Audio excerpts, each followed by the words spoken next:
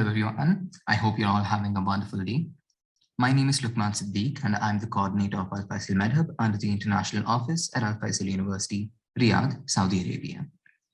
I'd like to welcome you all to yet another exciting webinar under the Career Guidance Series UK. For those of you who don't know, Alfaisal MedHub is an initiative under the umbrella of the International Office, College of Medicine that aims at creating an online global community of medical students. Alfaisal MedHub covers a broad range of topics that are common to medical students all around the world. Our primary objective here at Alfaisal MedHub is to help medical students learn more about the career opportunities available after graduating, as well as the steps involved in pursuing them. Since medical students are always confused about the path that's ahead of them, Alfaisal MedHub's Career Guidance series addresses this challenge from the perspective of accomplished and experienced seniors. As you all are aware, we are now conducting the Career Guidance Series UK for all medical students, and this is in partnership with AMBOSS. We are excited to introduce you to Dr. Vikram Rohra, who will be delivering the 5th webinar under the Career Guidance Series UK, titled The Matching Process Talk. Dr. Vikram Kumar Rohra graduated from Alfaisal University in 2019 from the 6th batch. Whilst working as a teaching assistant, he finished his PLABs and secured his GMC registration to practice medicine in the UK in April of 2020. Currently, Dr. Rohra is pursuing his core psychiatry training/residency at a world-renowned South London Maudsley NHS Trust, also known as the Maudsley. Apart from enjoying life in London, he is heavily involved in research work at the prestigious Institute of Psychology, Psychiatry and Neuroscience, King's College of London. Dr. Rohra is also involved in medical education and takes particular interest in helping out Alfaisal alumni to achieve their goals in the UK. Thank you for joining us today, Dr. Vikram. We are looking forward to this exciting webinar. Please feel free to start whenever you're ready. Sorry. Before we start, I'd just like to ask if you'd be taking the questions as they come, or whether you'd like everyone to ask their questions at the end of the webinar. Awesome, yeah. So thank you, Lukman, again for the wonderful introduction. Hi, my name is Vikram, and one of the Alfaisal graduates. And as Lukman said, I graduated from, I'm from the 6th batch, and I graduated in 2019. And I'll be talking more about it a bit myself. But this will be the outline of this presentation today. And it looks like a lot of stuff has been discussed before. So I'll briefly touch upon a lot of stuff, and I'll focus more on the matching process. And then at the end of today, end of the topic, we will talk about the ideal plan on how to secure training in UK as soon as possible. So I'll be giving you some tips and tricks that will help you secure the training and in the field of your choice and the location of your choice. So the outline will be that first we'll talk about the surge of applicants. And what I mean by that is when I was a medical student and I was in 3rd or 4th year of medical school, I don't think there were many people who were talking about UK. There was only one country in mind, which was US. But as time passed, we started hearing about UK a lot more, to an extent that I think a lot of your colleagues and your seniors as well as juniors are interested in UK. And then I'll be talking about as to why exactly happened and why there are so many people interested in UK all of a sudden. And then I'll be talking more about the history behind that. And then the result and impact of a sudden surge, because there have been issues over the last couple of months and years, and because people are having difficulty in securing some seats for PLAB and PLAB 2. And then I'll be talking about the overview of specialty training. And then I'll be talking about how competitive each specialty is. And then I'll be talking more about the psychiatry training, because this is the field I'm interested in and specializing in. And then I'll be briefly talking about one of the exams that you need to pass if you're interested in GP training, psychiatry training, radiology, anesthesia, emergency medicine, OB/GYN. So it's one of the exams that you need to go through and pass. And not only pass, you have to ace the exam in order to have a competitive profile. And then, of course, I'll be talking about the ideal plan you need to have. And then I'll be taking more questions as needed. And if there's anything in between, you can ask me, and I'll be more than happy to answer them. So this was my timeline. So I finished my MBBS exams in July 2018, and then I started my internship in July or August 2019. So that's so I started my internship in 2018. I got my MBBS degree in July 2019, and immediately after that, I applied for PLAB 1, and I gave PLAB 1 in November 2019, and which I passed. And I got the result in December of 2019, and I immediately applied for PLAB 2, and I was able to secure a seat for PLAB 2, and I gave the exam in February 2020 and 20th of February. And as you guys can recall, this was a time where, there were talks about COVID. And in March 2020, this is when the world took COVID seriously. And this was a time when all the exams were being canceled, the the countries are closed, the airports are closed, so everything was being disrupted. So luckily enough, 2 weeks before the lockdown in UK, I went there and I sat the exam and I passed. But unfortunately, the result of that was because of COVID. And as soon as I passed the exam, I came back to Saudi, and this is where I was doing my teaching assistant job.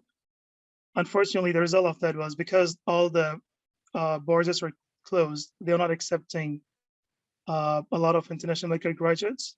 So as a result, there are not many jobs available at that time.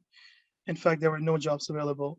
So though I secured my GMC registration in April of 2020, I was stuck in Saudi. And yes, of course, I was doing a job, so I was at least doing something productive, but I was stuck in that phase. Luckily enough, in August or September of 2020, things opened up a bit. So this is when the first wave of COVID, was being subsided and the world was opening up a bit. So in August, there was a resurgence of activity, and we were able to apply, and there were plenty of jobs to apply for. So I started applying again for jobs in August, and luckily enough, I was able to secure a lot of interviews. And on 25th of September, I, chose one of the jobs that I wanted to be in, and I wanted to come in London. So I chose to work in one of the hospitals in North London called North Middlesex Hospital. And this is where I did my F2/second year of internship in acute medicine, gastro, and geriatrics. And I went to London in November of 2020. And I had to quarantine for 2 weeks. As soon as I finished my quarantine, I was able to go out. And within a week after that, I started my job in first week of December of 2020. And this is when I started my journey in UK. And once I started my job, my main plan was to apply for training as soon as possible. I had done my research beforehand, so I knew exactly what to look for and what to do. So I didn't waste a single day. And, I started working on some research projects, some audits, teachings, and you name it. And I had a timeline in mind. So whenever I became eligible to apply for training, and we'll talk about, when you become eligible to apply for training in UK in more depth. So as soon as I became eligible, I applied for training, and I was able to secure training in psychiatry, which started in February of this year. And so this is my timeline in summary. It is quite brief and quite timely. And unfortunately, it is taking a lot longer than usual to reach this stage nowadays. And we'll talk about the limitations in a while. Any questions about my timeline so far, or should I continue? All right, no questions. Yeah, so just to brag myself and about the specialty. So I'm currently, doing my residency or core psych training at a prestigious place called South London in Maudsley. If anyone is remotely familiar with psychiatry, it is a birthplace of Maudsley prescribing guidelines. And these are the guidelines that all psychiatrists in the world use to prescribe medications. And they are clinical guidelines, and they are based at Maudsley. So it's us who create these guidelines. And, the rest of you guys follow them basically. And we are in collaboration with a lot of world-class institutes, both in UK and outside UK. And we are active in research, we are active in teaching, we are active in leadership stuff. So it's a great place to be in. And the main reason of talking about this place is because oftentimes I hear from my juniors that somehow it's getting really difficult to getting a training spot in UK.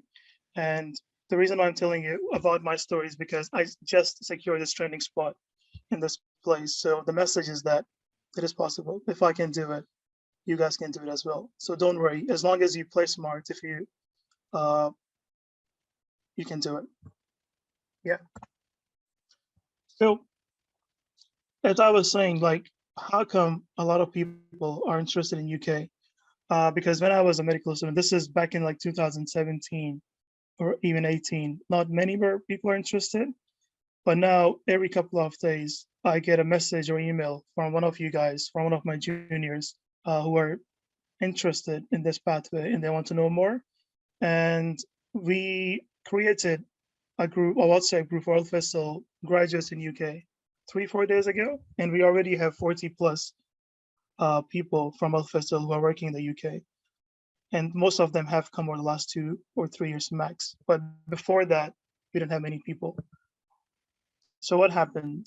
So the reality was that before 2018, it was really, really difficult for non-EU IMGs, and EU is a European Union, consists of 27 countries. So the policies were made in such a way that before 2018, because UK was part of European Union, almost all the seats, all the jobs, not in medicine, but in all course specialties, the seats were being given to locals as well as EU graduates or EU nationals. So whoever's from EU or Germany, Italy, Spain, France, they were given the priority for all the jobs, including in medicine. So what happened then was that whenever there was vacancy for any post, including for training slots, the locals and EU graduates were prioritized. And any job they had to apply for 3 times at least before they could advertise or before they could accept a non-EU graduate. And HR, as lazy as they are, they wanted to avoid this process. So even if they get lousy candidates, but they were from EU countries, they would happily accept them and they would just ignore us because the policies were, like that. So naturally, the odds are against us. However, things changed for the better. It changed for the good for us who are mainly non-EU graduates. And how did it change? What changed? Because the country, as you know, they wanted to leave EU and they wanted to become an independent country. So they wanted to have policies as such that they wanted to have a level playing field for both EU and non-EU graduates alike. So starting 2018, they started having new policies and they modified a lot of them, which I'll touch upon briefly. So what are the main 2 reasons? As I told you guys, I touched upon the first point that the priority was for UK and EU graduates, and this was a condition. Second reason was that even if you were able to get a job in UK, there was an issue securing the visa. So you have the job in place, you're ready to go, you've signed the contract, but somehow there was a difficulty getting the visa. So, those job offers used to expire and people couldn't go. Because in UK, before September 2018, the country only allowed 20,000 people across all specialties. They used to only issue 20,000 visas.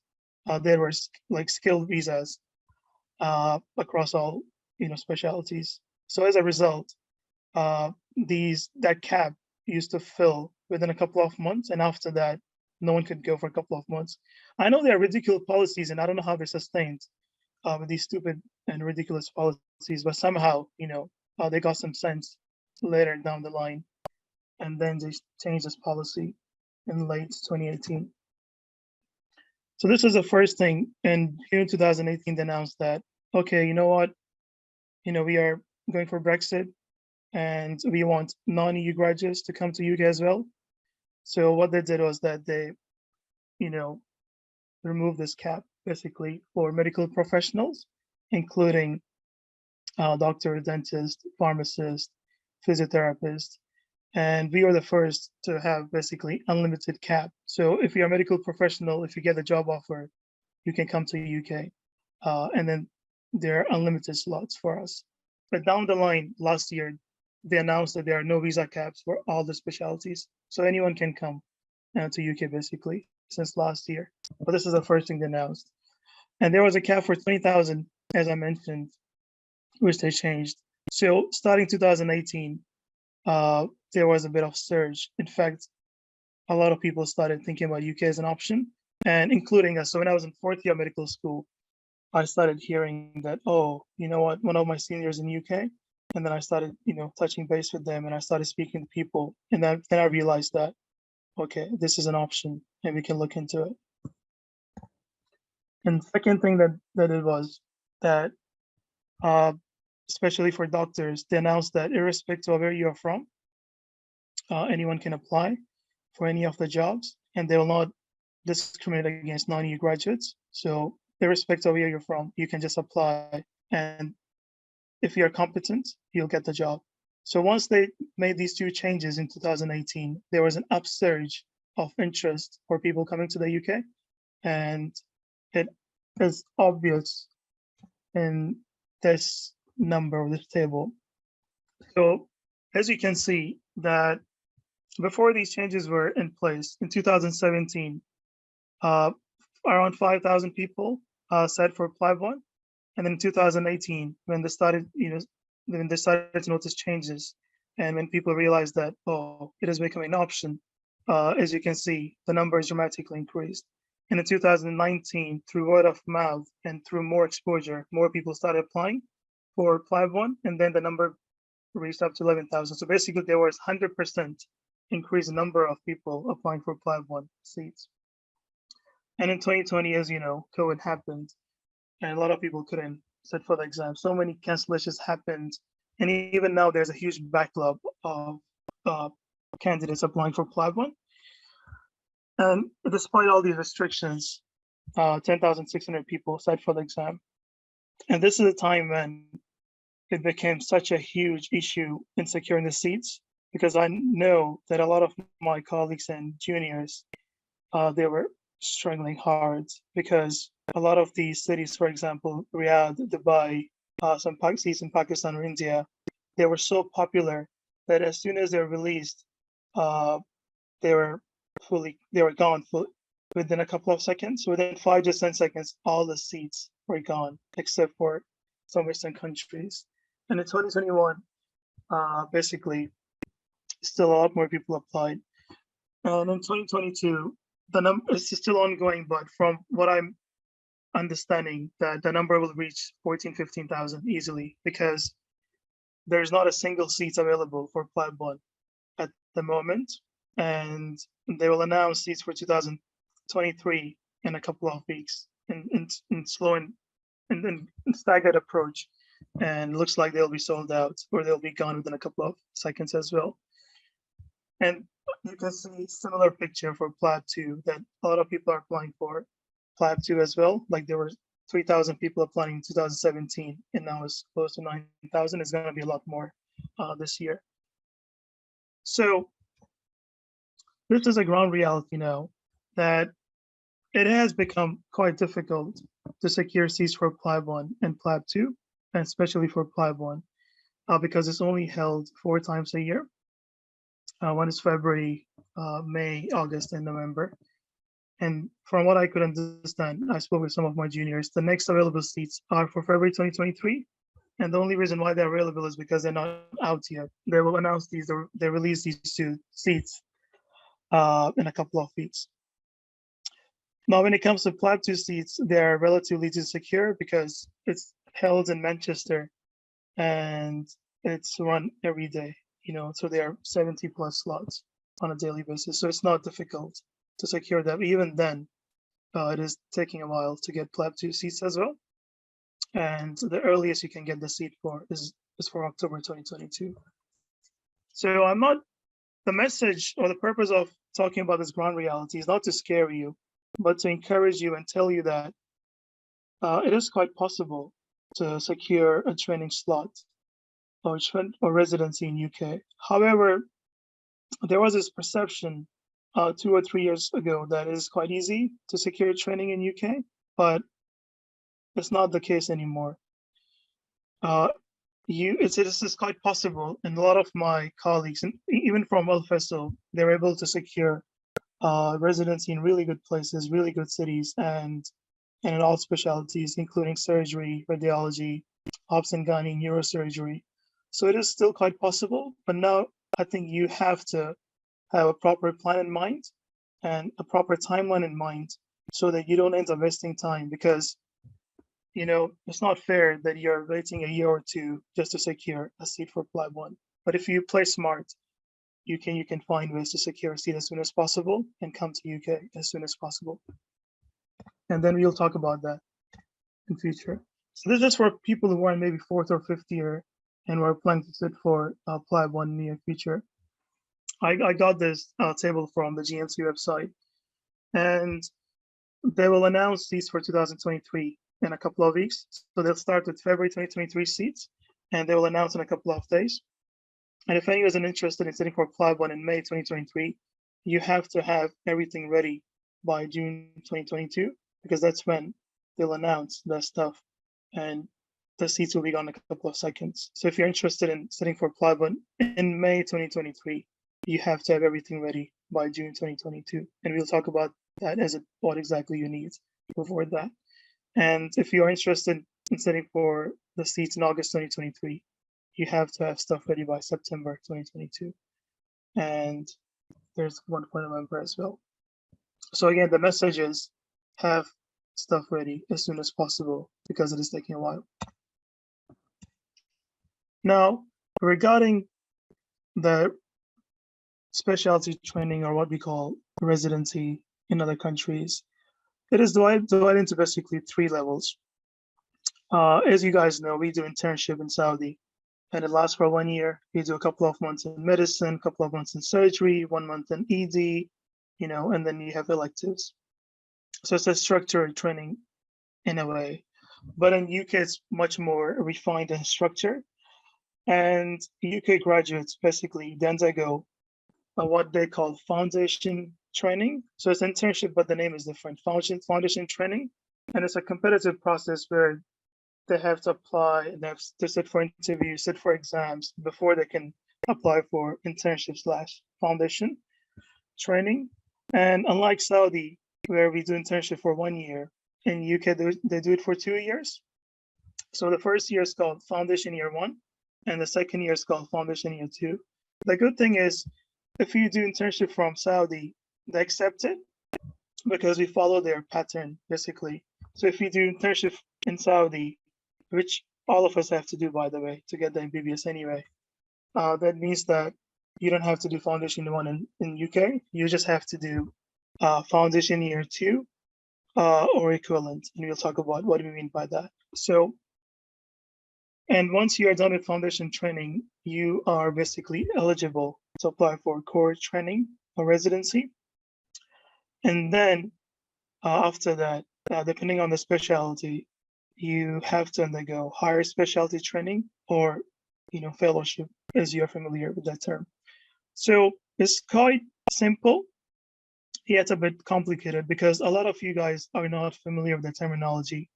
But it looks like, given that this is the 5th lecture, and you must have gone through a lot of this stuff before, so with repetition, I believe that you'll be familiar with a lot of terms by now, and I'll just use these terms. And if at any point you're confused with any of this terminology, let me know and I'll give you more clarity and understanding. Okay, so there's a question by someone, is that do you apply for core training during FY2 or after? So that's a good point, and I'll touch on that in more depth. And the answer is you can apply for core training as long as you meet the basic criteria, or what we call personal specification. So as long as you meet the minimum criteria for residency or core training, you are eligible, and we'll talk about that in more in depth. And you need to, have 3 or 4 things handy before you're eligible to apply for training.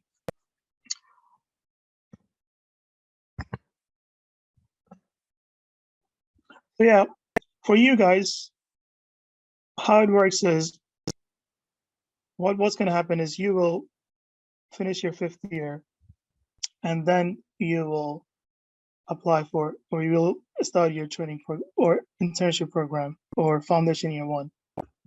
And after that, it depends on what you want to do, right? Some people go for a TA job, some people go for a service residency, some people work as GP, or some people, they just want to sit for exams. And, so a lot of people have their own ideas. So what you need basically to be eligible to apply for training in UK is you need a couple of things. The first point is primary medical qualification. In this given context, it means an MBBS degree. However, it can be used in another context, which I'll touch upon at the end, and it's really important. So if I miss it, you can remind me of PMQ, and I'll talk about it. But for now, PMQ means MBBS degree. So this is what you'll get after you finish your internship, all right? And then what else you need is you'll need a full GMC registration. And how do you get it? Is by, having the right grades in OET or IELTS. And I think one of my colleagues has touched upon it in depth, followed by PLAB 1, PLAB 2, and 1 year of internship. Once you have all these things, you're eligible to apply for GMC registration, and you'll get it, right? So you'll have your MBBS degree anyway, and then you'll have the full GMC registration. And once you have all these things, you're eligible to apply for a job in the UK, because once you get the full GMC registration, what that means is that you have the license to practice medicine in UK, right? And this is when you become eligible to come to UK and to work as a doctor. And how do you do that? Is by applying for jobs. And there are 2 ways, basically. One is you apply for a formal foundation year 2 training. It's called a standalone FY2 program. And they only starts in August, and then the process starts in December, and it's quite a rigorous progress. And then you need to have good scores in OET and IELTS to be eligible for that. But only a few of the IMGs go through the formal FY2 program, which the locals go through as well. 99% of us go through is what we call non-training foundation year 2 training. And you're eligible to apply for it once you get the full GMC registration. And we'll talk about it in more depth. So we got the MBBS, we got the full GMC registration.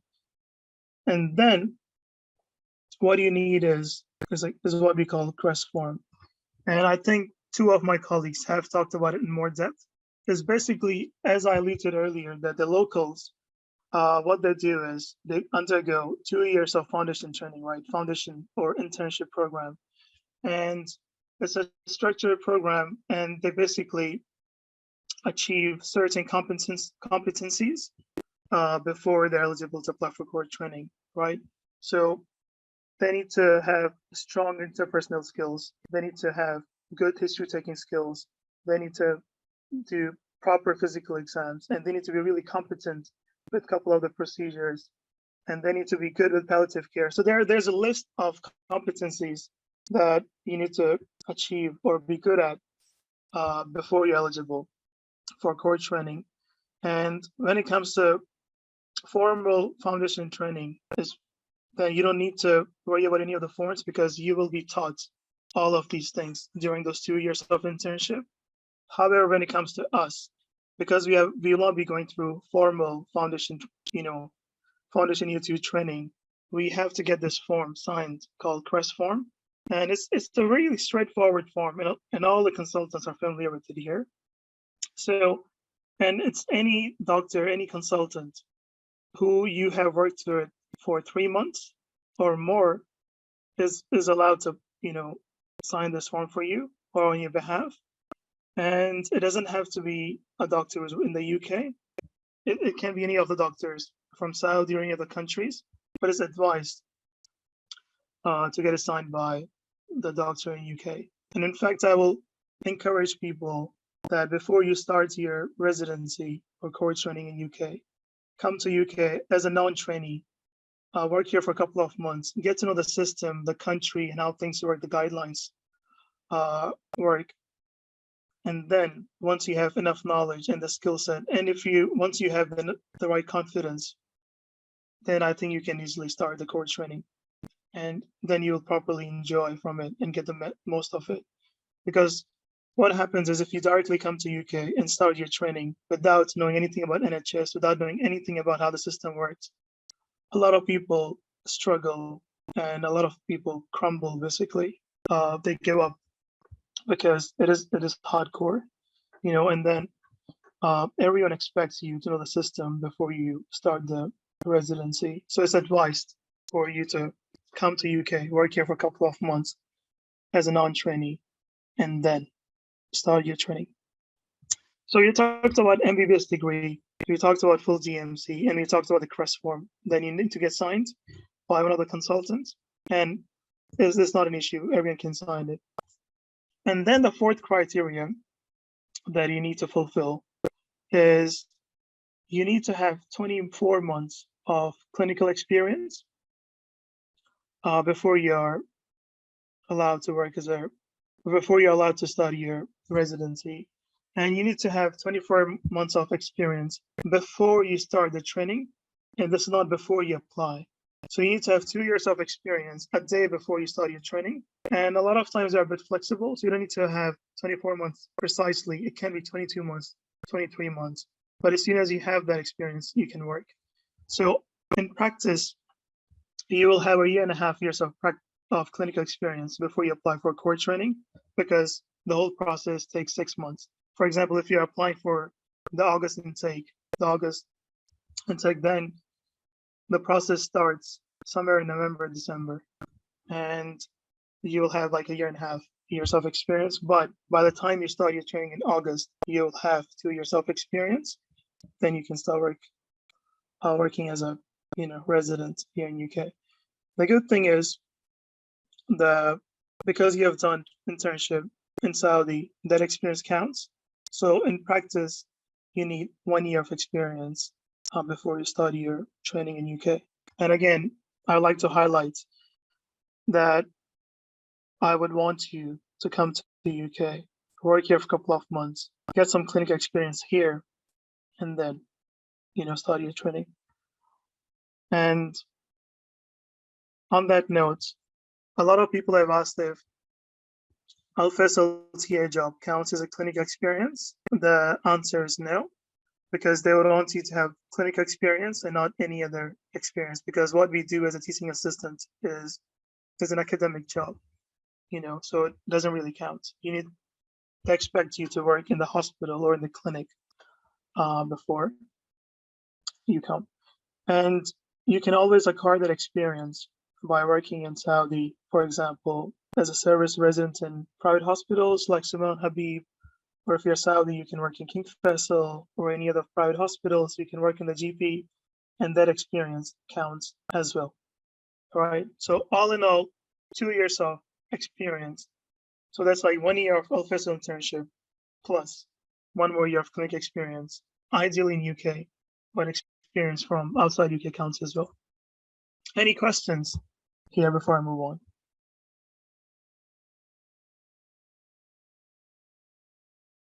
All right, no questions, I guess. So yeah, why 24 months is mainly because, people in UK, they undergo 2 years of foundation program. So 2 years is 24 months. So because the locals are having 24 months of clinical experience, they expect the IMGs to have similar experience. So this is the reason why there's 24 months requirements. And that's it. And we have talked about the rest of the stuff here. And we talked about the CREST form as well. And ideally get it signed by the doctor in UK. And because there are certain elements or certain components in CREST form that you can acquire while you have a job in UK. For example, you need to be ALS certified. You need to be part of the crash call team. You need to be part of an audit. It's not a research, it's an audit thing. And I think a lot of you guys have been taught about this before. So I'll not touch upon that for now. So yeah, there are certain things in the form that usually can be achieved only by working in the UK and not in Saudi. So it's ideal to come here, work here a couple of months, get the crest form signed, and then apply for training. And yeah, so not all of us need the crest form. As I mentioned earlier, most of us undergo a non-training FY2 job, but some of the people, and I think the trend is that a lot of people are applying for the official or proper standalone FY2 program. And it's 12 months long, and you will rotate in different specialties lasting 4 months each. And if you do that program, basically you'll achieve all the competencies and they'll give you the certificate.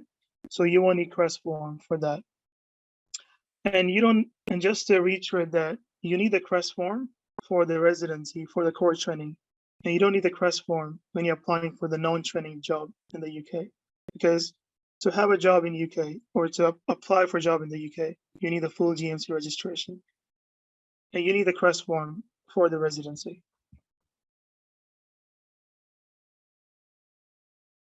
So Rana's asking, if you work as a service resident in Saudi, does it have to be in the same specialty you're applying for in training? The answer is no, it doesn't matter. But ideally, a lot of these components in crest form, it's advised to work in acute specialty and especially in the hospital, not as an outpatient like a GP. So, because again, you need to be competent in certain procedures and things like that. So ideally, you can work as a surgical service resident, or you can work in ED, or you can work in acute medicine. So it doesn't matter. But ideally, in acute medicine or ED, if you're interested in medicine, and in surgical specialty, if you're interested in surgery. So yeah. Moving on. So we have talked about this, that when it comes to clinical experience, again, I'm highlighting all these things again because this is such a sticky issue and a lot of our juniors get confused and they're always kind of lost as to what to do next about this. So when it comes to this clinical experience that I talked about, you don't have to have it in the UK, you can do it outside UK as well, in Saudi or in your home countries. For example, from Pakistan, you can have the experience in Pakistan. From India, you can do it in India. And if you have the opportunity in Saudi, do it in Saudi. You can start that, but again, advice is to come here, work as a non-trainee, and then apply for the residency. And the reason why these jobs exist is, for example, we need a lot of doctors here in the UK, and there's still a lot of shortage of doctors. It is not as bad as before, but still we need a lot of doctors. So we need more of you guys to come here and work with us. But what happens is there are a limited number of training jobs, right? Especially when it comes to foundation or same goes to residency, because those jobs are monitored or funded by Health Education England, and they're limited slots. However, hospitals here are super busy, especially in major cities, and we need a lot more doctors than are provided by Health Education England. So we need more doctors who are not in training. And this is why we have a lot of non-training jobs. There are plenty of them. And this is why, as you can work here. And the fundamental difference between a trainee and a non-trainee is that you are expected to attend a couple of lectures, teach medical students, participate in audits, and have your own supervisor as a trainee. And when it comes to non-trainee, the unfortunate truth is that the main purpose of you is to provide clinical work, and it's not mandatory for them to teach you, for example, or give you lectures and whatnot. But the good thing is a lot of hospitals here, they give you enough time to study by yourself, or they have protected teaching hours or teaching sessions. So ultimately, there's not much of a difference between non-trainee and trainee, and you are treated equally. The salary is the same. In fact, you can earn a bit more as a non-trainee because there are a lot of ways to make extra money. But from my experience, what I realized was that, and I did 1 year of internship in Saudi, and that experience unfortunately was not good in a sense, because I think there was, I think I did most of my internship in Salman Habib and a lot of these private hospitals. And somehow they were really, really cautious about giving any of the patients interns. At the same time, we are not really interested in learning, to be honest with you, because we were so busy studying for exams and things like that. So we are not really enthusiastic in the first place. And some of the consultants, they're not interested in giving us any of the patients. So our clinical exposure in Saudi was quite limited. And most of us are really bad with procedures. We couldn't do bloods, we couldn't do cannulas, we can do catheterization and things like that, but that's about it. We couldn't do LPs. So all in all, when it comes to theoretical knowledge, because we're so good with solving MCQs and study for board exams and whatnot, our theoretical knowledge is really good. But when it comes to practical experience, we're quite garbage. And I can sense that. So again, fundamentally, come here, work for a couple of months, learn the procedures. And then once you are equipped with those, core skills, then you can apply for a job. Same stuff. And this is to again highlight that it's a staggered approach and it's a two-pronged approach. So when you think about UK, the first thing is securing a non-training job. And once you secure that, then the ultimate goal should be to secure a training job. And securing a training job is a bit more complex and it's quite competitive. You need to have a good profile, a good CV, a good portfolio. And when you come here, you'll have enormous opportunities to do a lot of stuff, beyond your clinical work. So you can get involved in a lot of research projects. Most of the hospitals are heavily involved in research and things like that. You can do audits, you can teach your fellow colleagues, you can teach medical students, you can even teach nursing colleagues, and you can be part of, lots of clubs and societies, so you can do that. And this experience will allow you to have a competitive profile when you apply for core training. And we'll talk more about that down the line. Now, once we talk about these things, people always ask, how difficult or how easy is it to secure a training job in UK? The answer, it depends on how driven you are and what kind of specialty you're interested in. The fact of the matter is, some specialties naturally are more competitive than others. It's either because there are more students interested in that, more people interested in that, or there are not enough slots or training slots available. So let's go through some of these specialties, the common ones, and you can get an idea how competitive it is or not. So if you're interested in emergency medicine, I know a lot of people who have secured training in the UK this year. So as you can see, for last year, there were 360 posts available and around 14 people applied.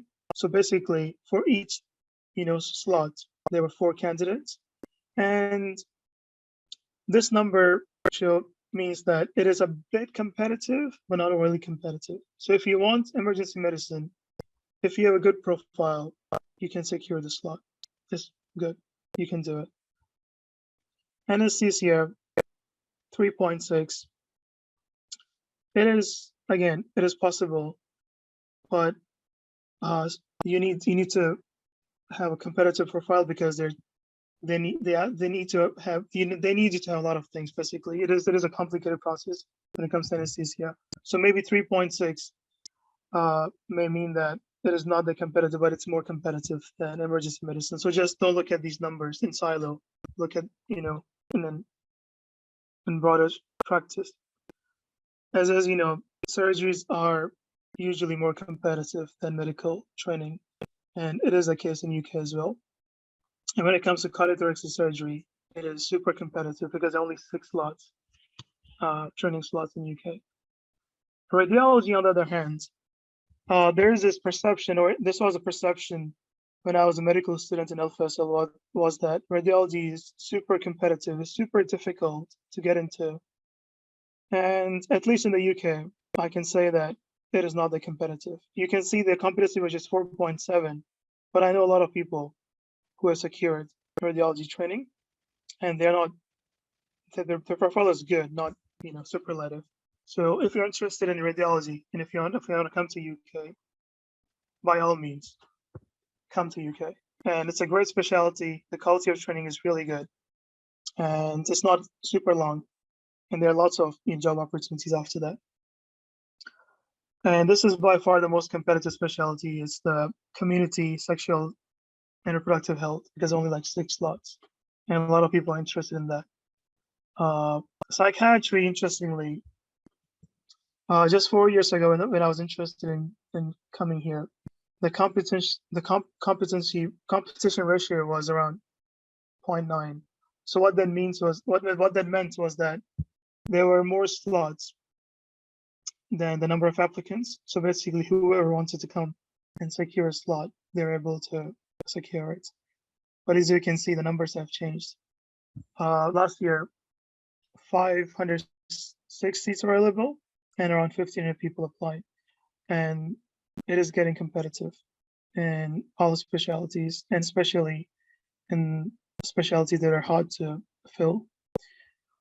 Surgery, again, it is difficult as compared to medicine, but a lot of our IMG friends, colleagues, were able to secure training slots, and even in London. And London is supposed to be super competitive. So a lot of IMG colleagues were able to secure surgical training in UK. So if you're interested in surgery, you can look into this option. And 1 second, I think. So Asil asked, I often hear people say that doing a residency in UK takes a longer time than other countries. Is that true? I think it depends on the specialty, right? So when it comes to psychiatry, it's 3 years for residency and 3 years for fellowship. And if you look at, other countries, it takes anywhere between 5 to 9 years to finish your psych training. For example, if you talk about US, it takes 5 to 6, right, to become a consultant. And I mean, to have specialization. And if you think about Nordic countries, then the training is long. It's 8 to 9 years. It's longer than UK. And if you think about family medicine, in US it's 3 years. In UK it's 3 years as well, and we call it GP here. And if you think about medicine, the answer is yes. I realized that it takes anywhere between 1 to 2 years, or maybe a bit longer than US or Canada, for example, to become a consultant in UK. So the answer is yes and no. Yes, if you're interested in medicine and surgery. No, if you're interested in psych, family medicine, radiology, and some other specialties. But overall, I think as compared to US, the duration of training is teeny tiny bit longer, and especially a lot longer in medicine. But keep in mind that a lot of people are taking a long time getting matched in US. So I think the fair comparison would be is the time it takes between you graduating, and then you securing a residency, and then how long it takes ultimately to become a consultant. Because I think to get matched in US, it takes a bit longer, if I'm not mistaken. Like for average people, of course, a lot of people, they can get matched within a year of graduation, but that's not the majority. The majority take anywhere between 2 to 4 years, because even my colleagues, a lot of them are still applying for US, so it is taking longer. But once you start your residency, then yes, it's a bit longer in most specialties, but not for all.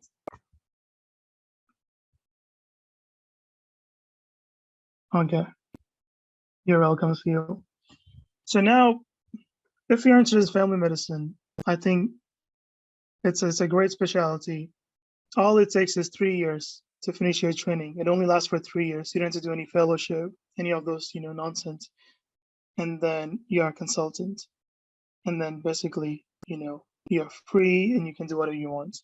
So, and the quality of training is quite good as well. And it's super non-competitive. So it's quite easy, to be honest with you, to come here and get a training slot in family medicine. It is getting a bit competitive, but still, it's quite easy. Pathology is interesting as well. A lot of people go there. Internal medicine, as you can see, the competition ratio is 2.29. So it is doable. It is a bit difficult getting it in major cities like London, Manchester, Birmingham. But if you're willing to travel to smaller cities and stay there for a couple of years, you can easily secure a slot in internal medicine. And the culture of training is fine, it's good.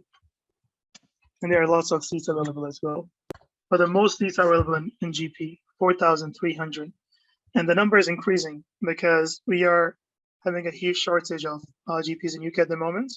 And the government is actively involved in recruiting more GP trainees. So the number was 3,500 or a bit lower just 2 years ago. So every year they're adding more posts for GP training. So I expect to be more than 5,000 this year or the next year. So yeah, family medicine, go for it. It's really good. And 3 years you're done. And for neurosurgery, I don't know, like so long, it takes 12 years to become a consultant, not enough slots. So if you're interested in neurosurgery, don't come here, forget about it. Obstetrics, it is doable. A lot of people, a lot of IMGs get meshed for obstetrics training. Ophthalmology, it is quite competitive, but if you want it, you can secure it. Peds, it's one of the easier ones. And if you're interested in peds, come here, you can do it. And public health, not many people go there. So yeah, so this is about the competency ratio. And in summary, if people ask me how competitive or how difficult is it, my answer is, if you want it, you can get it. If you're interested in surgery, don't look at these numbers. A lot of people get nervous or get confused or they get put off by looking at the competency ratio of 4 in surgery.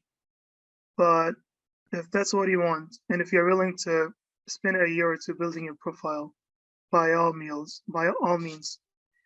come here and you can secure a training slot here. So don't worry about it.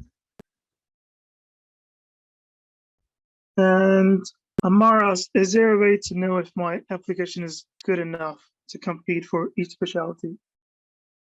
What do you mean, Amar? Sorry, I couldn't get that. Do you want to open your mic and ask directly? Yes, doctor. So for the points in applying to each specialty, is there a way to know like how many points were the minimum for each specialty that they accepted the students from?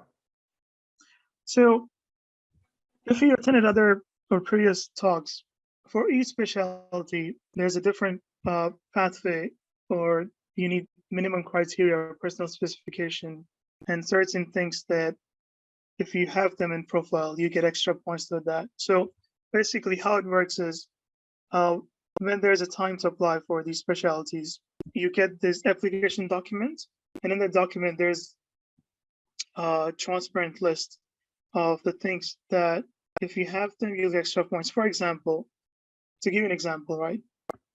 If you are a leader or have your leadership post in a national setup, for example, then you get 3 points. And if you're in a regional setup, you get 2 points. And if you're maybe in your own university, maybe 1 point. And if you have no leadership post, or you don't have any leadership experience, you get 0 points. And these are arbitrary numbers. I'm giving an example. And it goes the same for research, for example. If you are first author in a major publication, and then you get like, let's say 4 points. And if you're the second author or third author, maybe then 3 points. If you're just like one of the authors, then 3 points, 2 points. And if you haven't published anything, 0 to 1 point. So there are so many domains, there are so many things that they look at.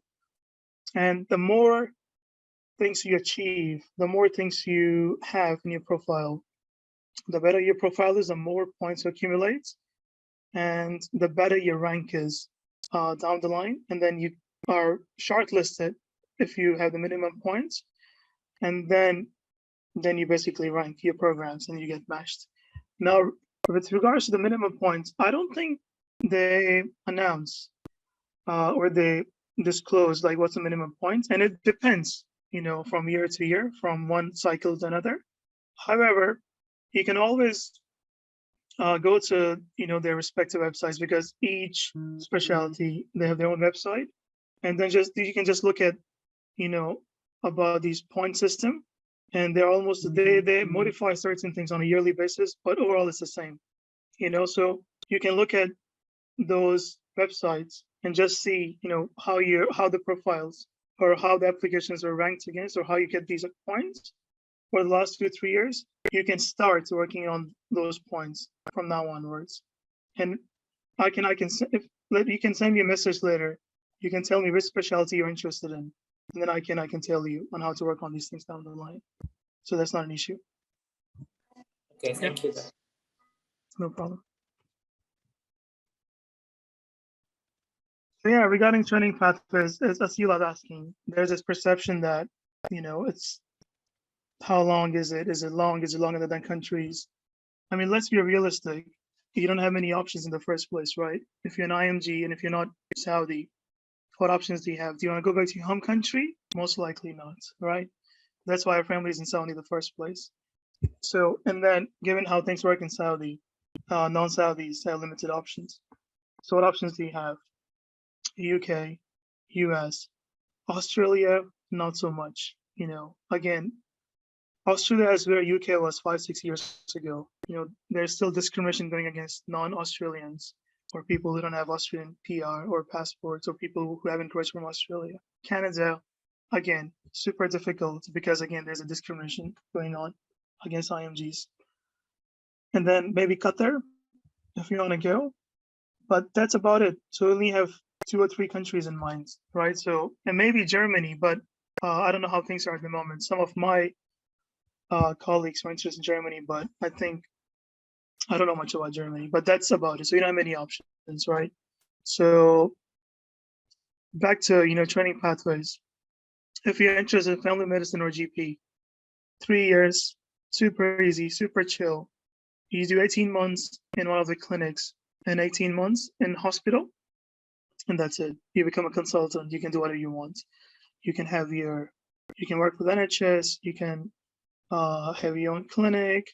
You can do part-time stuff. You can be a locum doctor, which means that you work on an hourly basis, and you can earn anywhere between 80 to 100 pounds an hour, or you can be a portfolio GP. So there are so many options available in GP. And I always tell people that if you are not sure which specialty to go for, come to UK, do your GP training, and you have plenty of options. You can do whatever you want. And this training is recognized globally. And in fact, all training pathways, or all curriculums, all trainings in UK are recognized globally, except for US. So down the line, if you think that, what, I don't like the weather here, I want to go to somewhere else, you can always go to Australia, you can always go to Canada, you can always go to Middle East, you can always come back to Saudi if you want, if your family is here, or if you miss Saudi or food, so it is possible.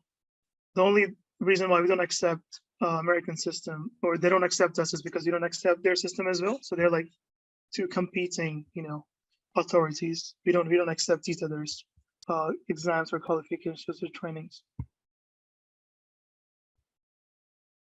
Asil is asking, do you have an advantage to secure a job in the UK after doing your core there? So which job? Is it as a consultant? Asil, can you open your mic? Maybe you can have a proper chat, yeah. You can ask me directly. Hello. So yeah, I've So, heard you mention briefly that some people go for like non-training jobs as well. So I was wondering, would you like have an advantage if you did your training in the UK and then stayed there, or is it just like you can like leave once later on after you do your training? so, so how it works is, again, so you finish your foundation training and then you do your core training, and barring, family medicine or GP, you're expected to do your fellowship or subspecialty down the line. So you do your core training and you can immediately go to fellowship, but a lot of people take some time to explore other specialties and then go to fellowship of their choice. And once you finish your fellowship, you're awarded the certificate, what's called CCT, completion of training, basically, and that's recognized globally.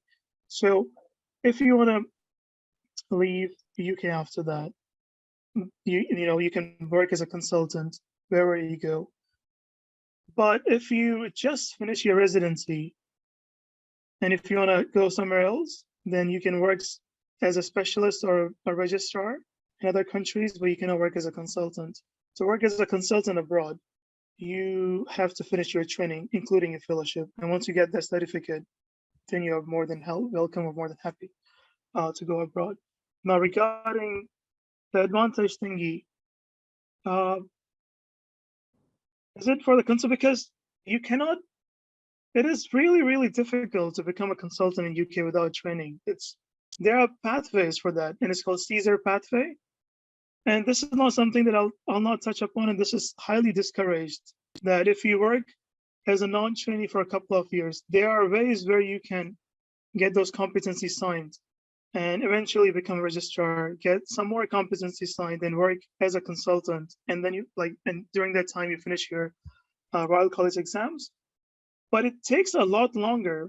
And once you become a consultant through that non-training pathway, then there's no exit option. You cannot, that process is not accepted or recognized anywhere else, including Middle East. So that's not something that I would advise, especially for youngsters like yourself. For example, if you were in Saudi, if you have finished your training there, and then you want to come to UK after like 5-10 years of working in Saudi, then maybe that's one of the non-training pathways you can explore. But given that you're still a medical student or an intern, the best possible way is to, start your proper residency as soon as possible, then fellowship, become a consultant, and then see what's next. Does it make sense? Yeah, thank you very much. One more thing, because you mentioned how like the UK and the US have like, I guess, enemies of some sort when it comes to the medical system in a way. I did hear that in the start of January 2021, that the UK started accepting the USMLE. So that's a really good point, and you're right. So no, I'm talking about the training here. So once you finish your training, they're not accepted globally. But what happened was that because a lot of people couldn't sit for PLAB 1 and PLAB 2, and there's a backlog of people, who are willing to come here, but then they couldn't secure, a slot to sit for the exam. And at the same time, a lot of people who had done USMLEs, but they couldn't match for a year or two, they announced that people who had done Step 2 CK before March 2020, right? And they were eligible to get the GMC registration directly. And I can open that slide for more clarification at the end of the presentation. But if you are studying for USMLEs now, or any of the Canadian exams or Australian, then you won't be eligible at the moment. It's for people who had done the exams before 2020. So they only allowed some candidates to get the direct GMC registration. But if you haven't given any of those exams before, then it's not possible. And they require Step 2 CK. And CS, for example, and CS is not there anymore, right? There's OAT. So it's only for people who are going to US who had applied and who couldn't match, unfortunately, and who had done their exams before 2020.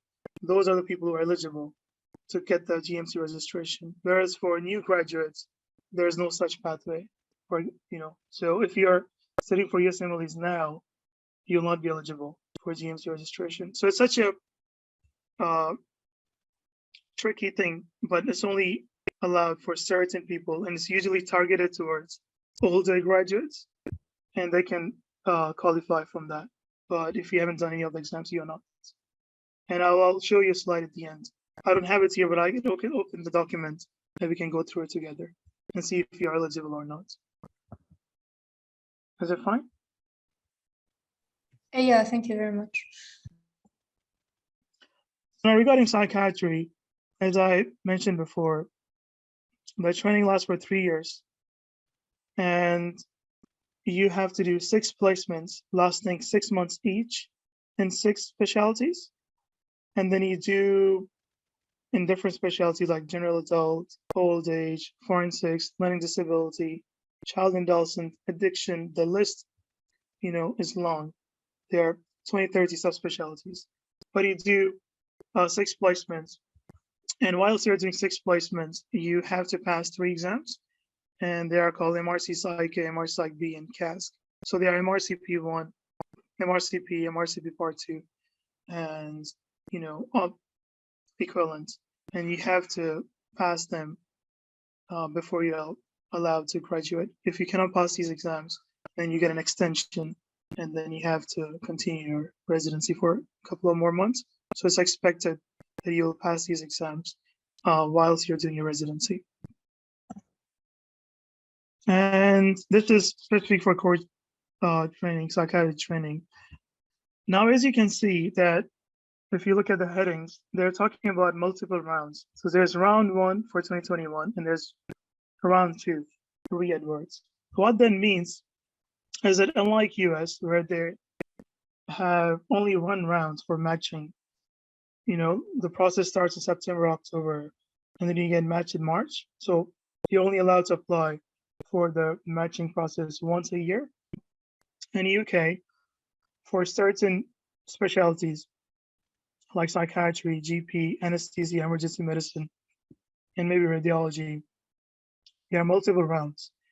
So the major round happens starts in August of the year, so August of any given year, and that's when a lot of the seats are advertised. So we have the major seats, the main seats in August, whereas some of the seats are advertised for another round called round 2, and they have limited seats as compared to the main round, which is August 1. And for example, for psychiatry, for August intake, they had close to 500 seats, and for February intake, they had close to 140 seats. The good thing then is, for example, if you didn't have the minimum criteria, or you didn't fill the personal specification, or you're not eligible to apply for the training, worry not, because if you're interested in 4 or 5 of these specialties, you'll have another opportunity to apply for the training. But unfortunately, if you're interested in surgery or internal medicine or neurosurgery, they only have 1 round a year. But for 4 or 5 specialties, they have 2 rounds. And we'll talk about the timeline in more details. So that's a good thing, that basically there's a training that starts every 6 months instead of every year. And this is the recruitment timetable, right? And this is for the August 2022. And this is already concluded in a way. People who secure the training, they have been allocated training slots, and they are going to start in a couple of months. So for August 2022, the whole process started in November.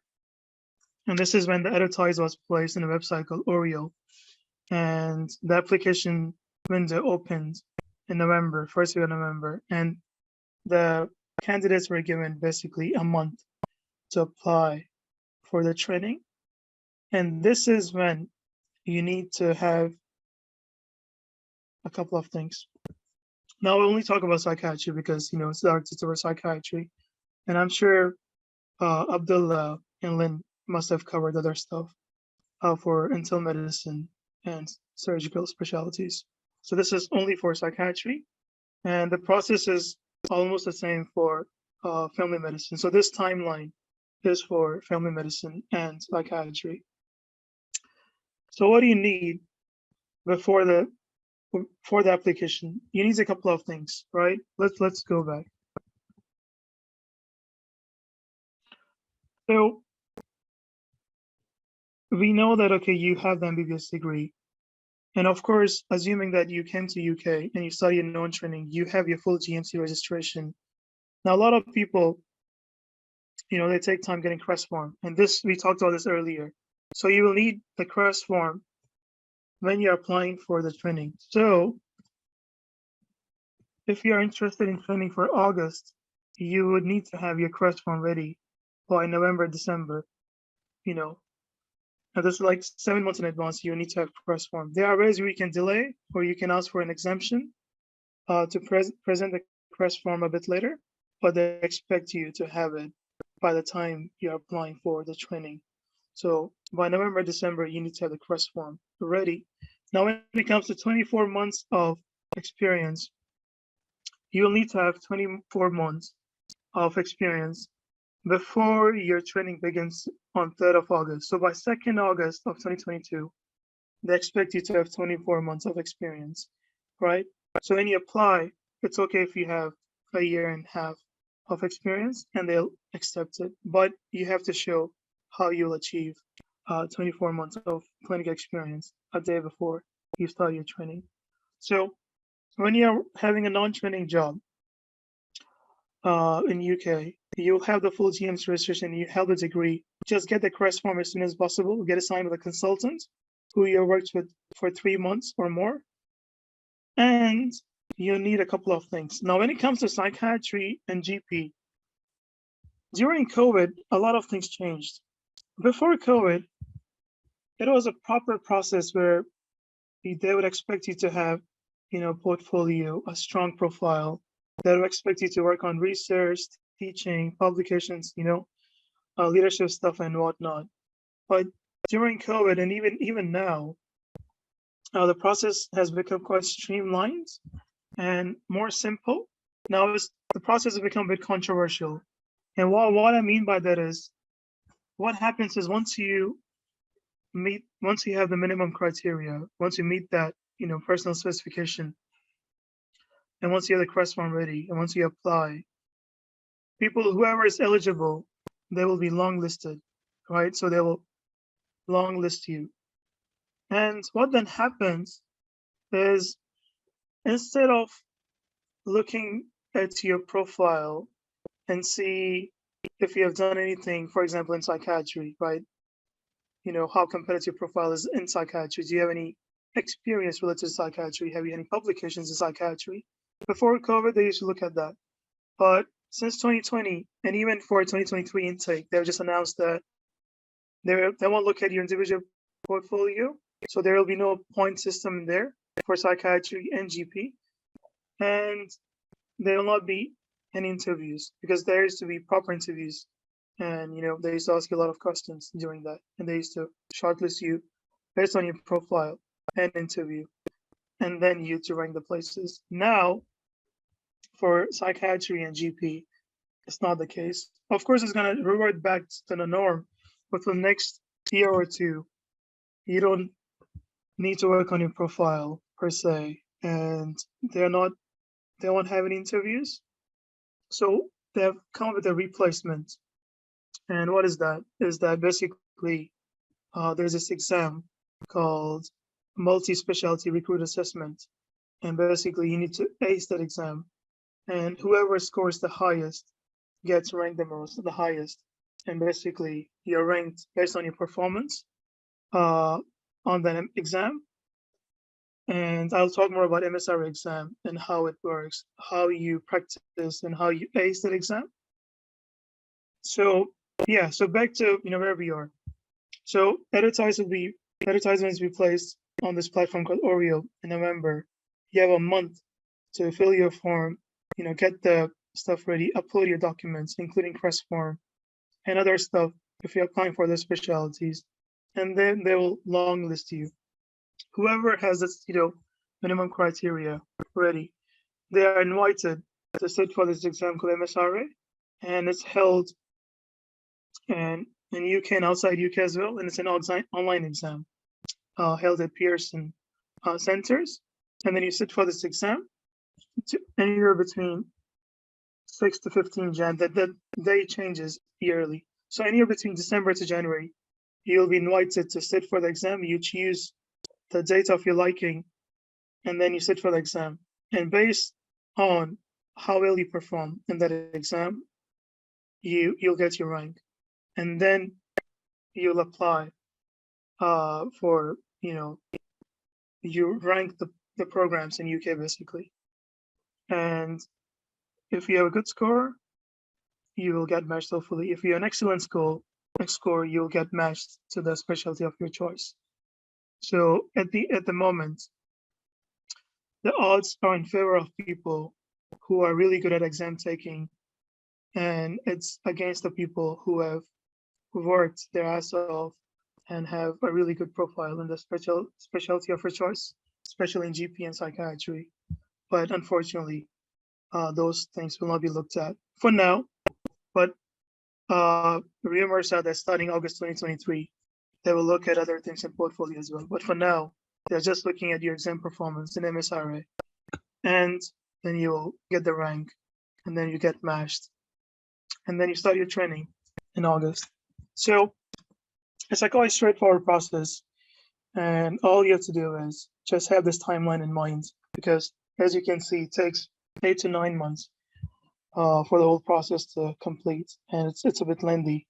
So you need to have everything ready a couple of months in advance, so you don't miss this window period. And as I mentioned, that this is for round 1, which starts in August. And for certain specialties like psychiatry, GP, radiology, anesthesia, emergency medicine, they also have round 2, which has less seats. And this is for the February intake. Like I applied for the round 2, and they had a lot less seats. This time they only had 70 seats, and it's a bit more competitive than the August intake, but you have the option to apply for the second round. And the applications for round 2 begin in July, August. So I applied for my training in July, August of last year, and I had my CREST one ready by June of last year. So I'm gonna ask, is the MSRA exam required for all specialties? And if so, what's the syllabus like? The answer is no, it's not. And I think I was slide ready.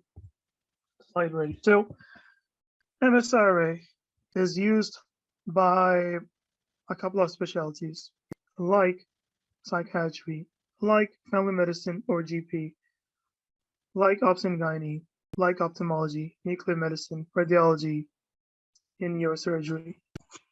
This exam is not for people who are interested in surgery. It's not for people who are interested in pediatrics. It's not for people who are interested in internal medicine, because they are still having the same process before COVID, where you need to have a strong portfolio, and you look at, individual points or different points based on, how well your profile is, how good your profile is, and you get a cumulative points.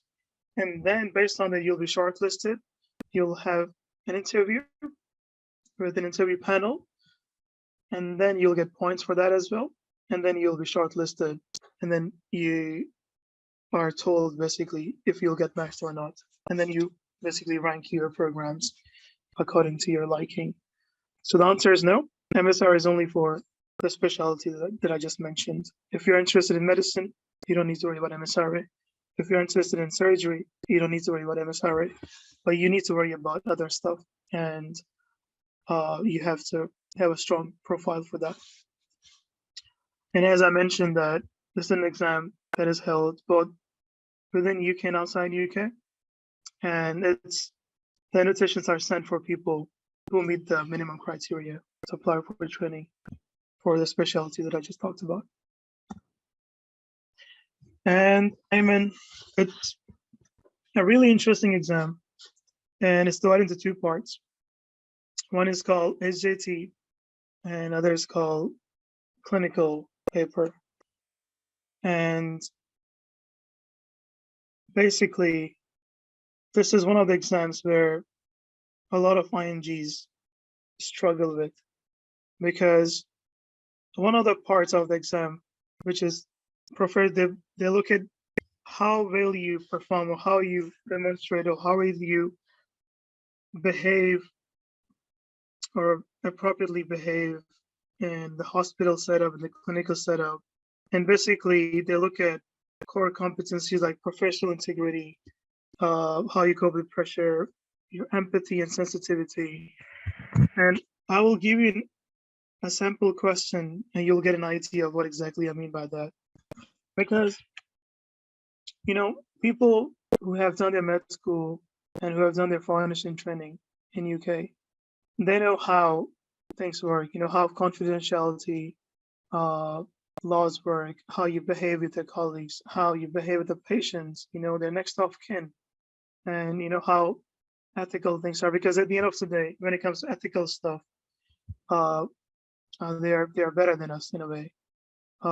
So a lot of IMGs that I know, that they struggle particularly in this part of the exam. But worry not. Initially, I struggled to study, you know, or ace this part of the exam, but through practice and through going through some, you know, GMC practice guidelines and things like that, I was able to secure a really high score in this part of the exam as well. So again, it is doable, but one needs to be mindful about this part of the exam because people take it lightly. You know, they don't study about it, and then they struggle in the end. So this part of the exam is called SJT, and it consists of 50 questions, and it has 25 ranked questions and 25 MCQs. And you have 97 minutes, I believe, to complete this test. And 42 questions are, they count towards your final score, and 8 of those questions are pilot questions. And we don't know which exams or which questions are pilot questions. So you have to basically make sure that you solve all the questions properly and assume that they count toward your final score. And this is a part one. So there are 2 parts, right? One is a professional dilemma, and other is a clinical problem solving. Now, just as we suck as IMGs in solving professional dilemma or situational judgment test, IMGs are really good in solving this part of the exam because this is purely PLAB 1 stuff. If you have recently studied for PLAB 1, you're gonna ace this exam. You know, you'll need a couple of days, and that's it. You know, you shouldn't worry about this part at all, but we have to worry about that. So 2 parts. One is the SJT, situation judgment test, and other is the clinical stuff.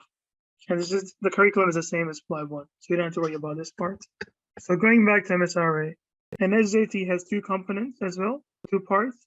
One is about ranking, and basically you are given a scenario, and then you are given options, and you choose the options that you think are, so you choose the most appropriate answer first and the least appropriate answer last, and then you fill the rest in the middle.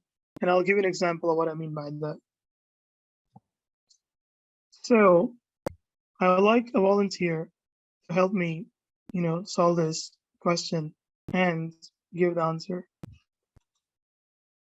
I mean, I'm a first-year medical student, so I don't know if I'll be able to answer it. But That's fine. This is again, this is not a medical question.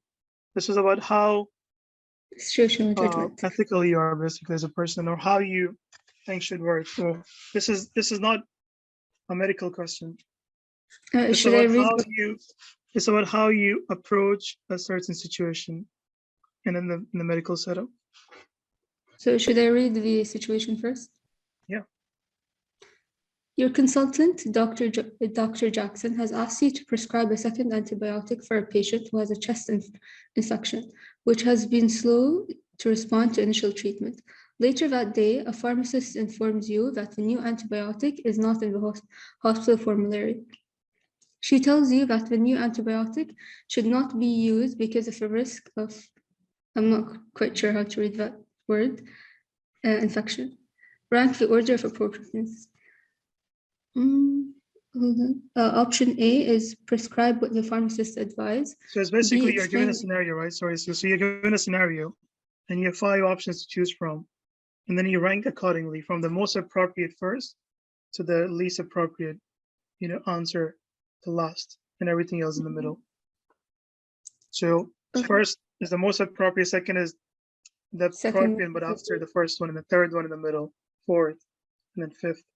And this is just one option. So don't assume that, A and B are working in hand. You just choose one option and that's it. That's how you behave, but that's how you give the answer.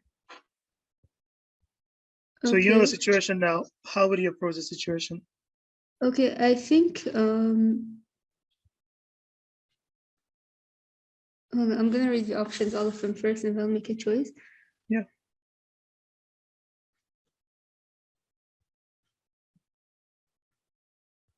Okay, I think option E would be like the least appropriate. So that'd be like my 5th ranking. And Perfect. I would say I would agree to contact Dr. Jackson to discuss the prescription first. And then wait, hold on.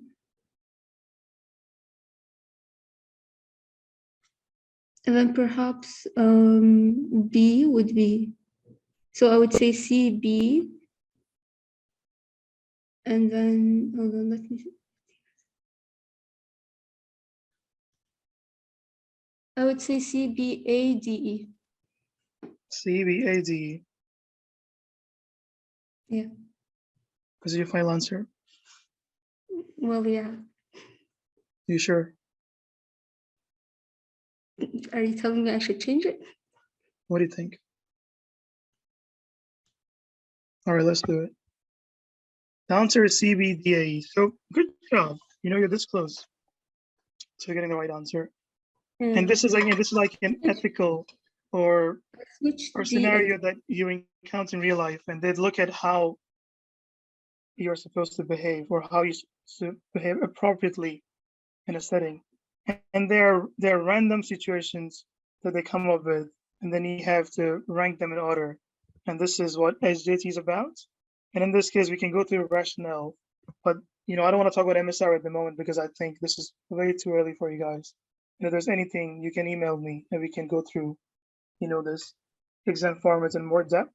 But keep it in mind that if you're interested in psychiatry or GP or radiology, for example, then you need to ace this exam, and there are certain ways to ace that. And don't take this exam lightly, and do work on SDT component, and you should be fine. And we talked about this just like 5-1. Don't worry about it, easy peasy. And how to ace MSRA. As I mentioned, IMGs underperform in the SDT part. And how do you solve it? By doing as many MCQs as possible, but not from random resources. There's one resource that I found really helpful and important, and I did it multiple times, and I was able to secure a really high score. And I won't go through it, but you can go through it, at your free time, and you can email me or message me later if you know more about this exam. Now, this is the point that I want to talk about in depth as to if your aim is to come to UK and secure a training slot of your choice on the specialty of your choice as soon as possible, then you have to start work towards it during your medical school. And you don't have to worry about Plat 1 or Plat 2 at this point. You have to worry about it maybe from 50 onwards. But for the first 4 years, do participate in clubs and societies, publish papers, do case reports, get involved in teaching, and do an elective or two in UK if you can or if you want to. And I'm sure maybe URC or Spirits program has a lot of things for the UK nowadays. So you can look into these things. So because there was this illusion that you don't have to do a lot during medical school and you can just think about it as an intern and somehow, you can work and take your trainings a lot easily. That's not the case. You need to be, ready, and you need to take your time and get involved in these activities during medical school. Asil, yes? I have a question. So I'm not quite sure if I really want like the UK, but would you like recommend that I choose like a country and focus on everything that I would need to go to that country to do my residency, or would you say just like keep it broad and work on everything together? I think so. Since you said you're a first year medical student, I think it's a bit too early for you to decide. And I think by fourth year, by end of third year, you should have an idea of where you want to go. Because by starting a fourth year, you should have a concrete timeline or plan for yourself. And because if you're thinking about US, yes, of course, step one needs pass or fail now. You need to ace it, but still you need to go through the exam. And all you need to focus on now is step 2 CK, which you can do in like fourth year or fifth year. But that's about it. So you only have two options unless you have a passport from another country. So by end of third year or by fourth year, early fourth year, you need to have an idea of where you want to go. Because the longer you delay, the more you'll confuse, the less you'll have anything on your profile, and the more you will struggle in a way down the line. So I'd advise you to have something in mind by early fourth year at the latest. All right. So now you can keep your options open because again, you haven't explored a lot of options. You don't know what specialty you want. You don't know what your ultimate goal is. So have an open mind. I don't think you should decide on a country yet. Just explore. You can explore different options, speak with your seniors, other alumni, members, or alumnus, and attend these talks. Reach out to us if you want. We are more than happy to speak with you. And yeah, keep our options open for now. Just enjoy the process for the next 2 years. All right. Thank you. Yeah. And most importantly, I think there was this mention of when are you eligible for Part 1? And when I applied for these exams, I was under the impression that I would be eligible for these exams when I get my MBBS degree. So when I got my degree in July 2019, that's when I applied for Part 1. Because there was a mention on the website, on the GMC website, that you need the primary medical qualification.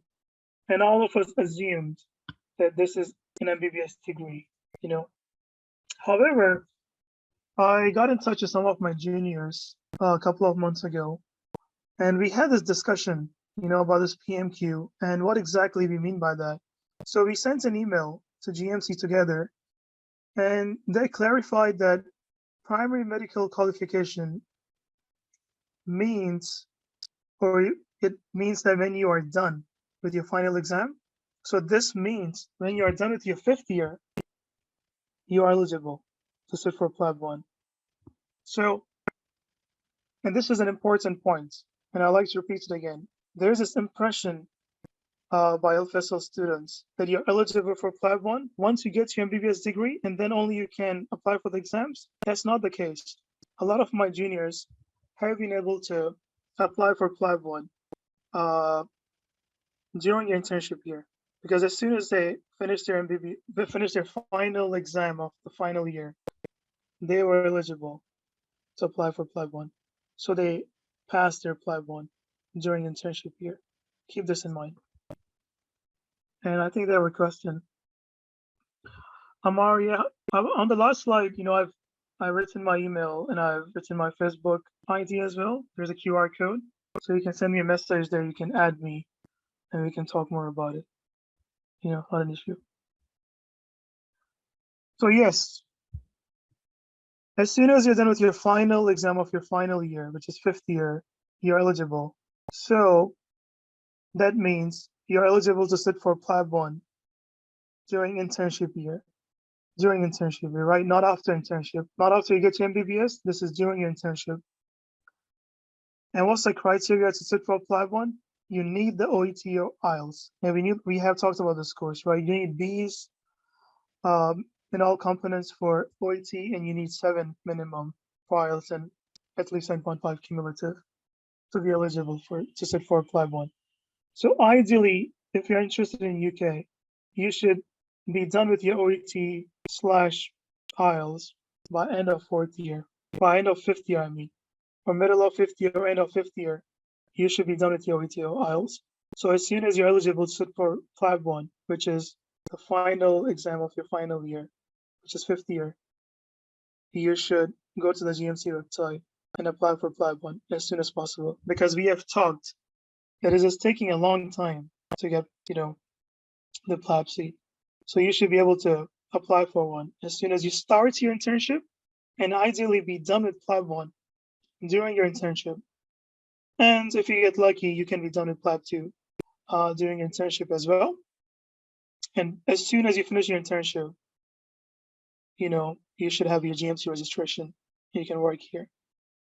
Now, then a lot of people ask me, because they're in their final year or they're almost done the internship, then they ask me, because they haven't passed their PLAB 1, they haven't passed their PLAB 2, and because they don't have GMC registration, they cannot come to UK and start a non-training job.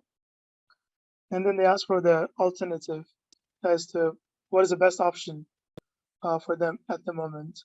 And they always ask, should you go for Alfaisal TA job, or should you go for a service residency or a GP job?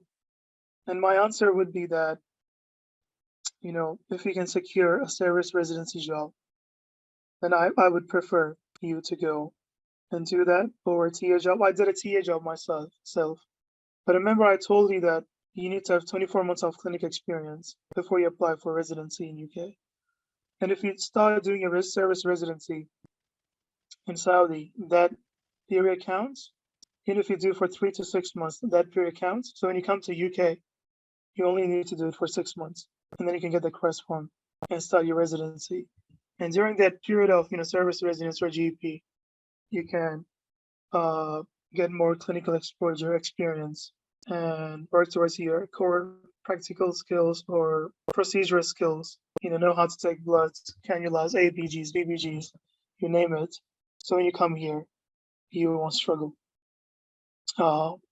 in that. So that's about it from my side. Thank you so much. And if you want to contact me, I have my personal email, I have my work email, and you can scan this QR code. This will lead you toward my Facebook profile. You can give me a message, add me. I'm more than happy to answer any of the questions there or here.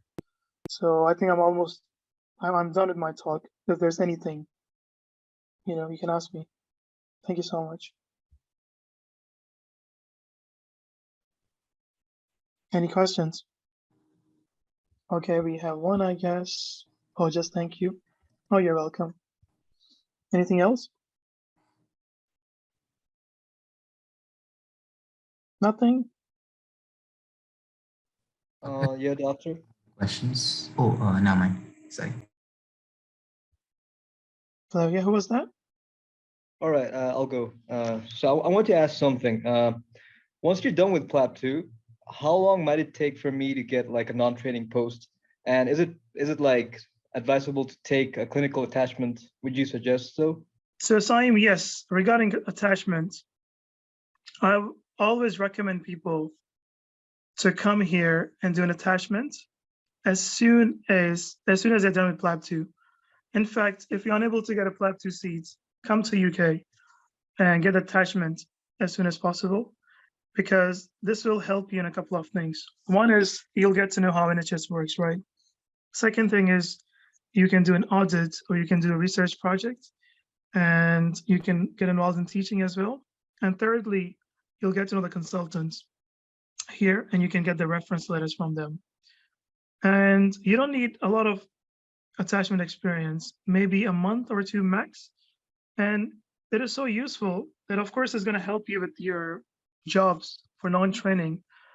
And on top of that, it's going to help you in a way that oftentimes, wherever you're doing your attachment, they will have a vacancy coming up for a non-training job. So if you are an active person, they would be more than happy to interview you directly and offer you a post without it going to the NHS jobs profile and allowing them or interviewing others. So you can just go for it. And the answer is yes. Go for an attachment. But what are my chances? What are my chances without doing like a clinical attachment? Because from what I can tell so far, almost everyone's planning on doing one. Otherwise, it's like moot even trying, I would say.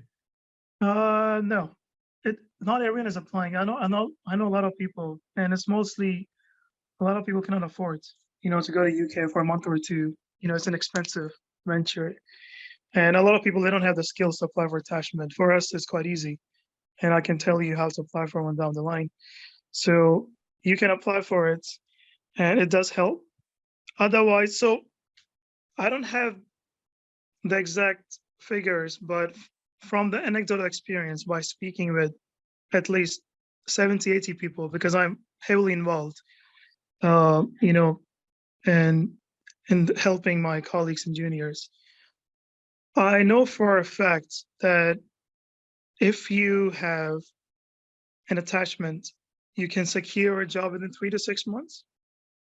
Oh, and if you don't have an attachment, and if you have not done any of these MRCP exams or any of the Royal College exams, it is taking a long time, anywhere between 6 to 12 months or a bit longer. And also depends on how well your profile is and your other extracurricular stuff. But I've seen a noticeable difference when people do an attachment and when they apply afterwards.